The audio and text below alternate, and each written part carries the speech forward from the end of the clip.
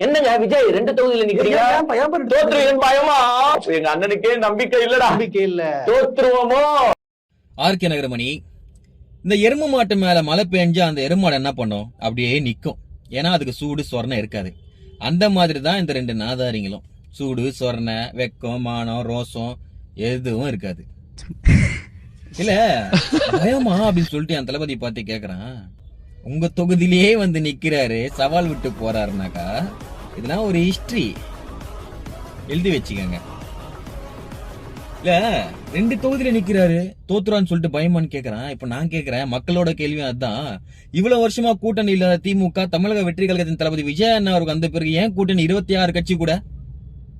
குடும்ப அரசியல் சொல்லிட்டு குழி தோண்டி புதைச்சிட்டு இருக்கிற திமுக அப்படின்ற தீய சக்திக்கு ஓட்டு போட போறீங்களான்னு சொல்லிட்டு கமல்ஹாசன் சார் சொன்னாலும் பரவாயில்ல, நாங்க கூட்டணி போகும் அப்படின்னு சொல்லிட்டு கூட்டணி வச்சுக்கினாங்களே. காரணம் பயம். திமுக ஒரு தீய சக்தி அப்படின்னு சொல்லிட்டு நம்ம திருமாவளவன் சார் சொன்னார. ஏன் கூட்டணி? ஏன்னா பயம். திமுக ஒரு தீய சக்தி, திமுக ஒரு தீய சக்தி, திமுக ஒரு தீய சக்தி. நீங்க சொல்லுங்க, யாருக்கு யார பார்த்தா பயம்? பெரம்பூர் தொகுதியில யாரு அப்படின்றதும் கமெண்ட்ஸ் சொல்லுங்க. நன்றி.